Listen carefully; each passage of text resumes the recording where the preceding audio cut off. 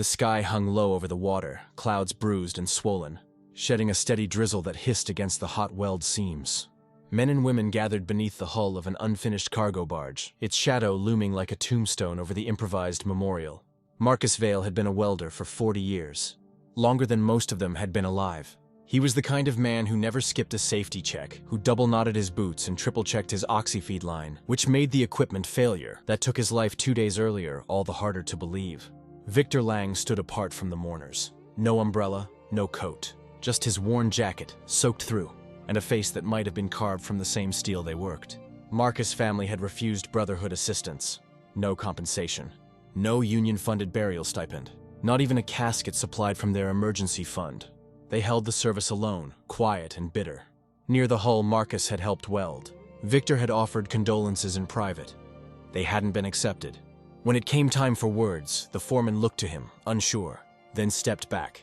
Victor took the makeshift dais, a crate stacked over rusting drums, water beading on the Union emblem stenciled beneath his boots.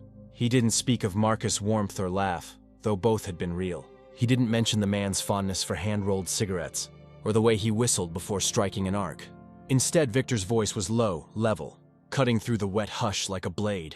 Marcus Vail didn't die because of wear or age. He didn't die because of chance. He died because someone thought we'd be too afraid to ask why. A few heads lifted. He died because someone saw an old man who still believed in dignity, in safety, in earned respect, and that made him a liability. He scanned the crowd, not for sympathy, but for steel. If we say nothing, they win. If we bury Marcus in silence, he becomes a statistic. But if we stand now together, he becomes something else. A signal that the old ways are done. That the fire we carry doesn't die with one man. There was no applause, just breath, slow and angry. Marcus's son turned away. Others did not. Victor stepped down from the crate. He didn't look at the family again. His job wasn't comfort, it was momentum.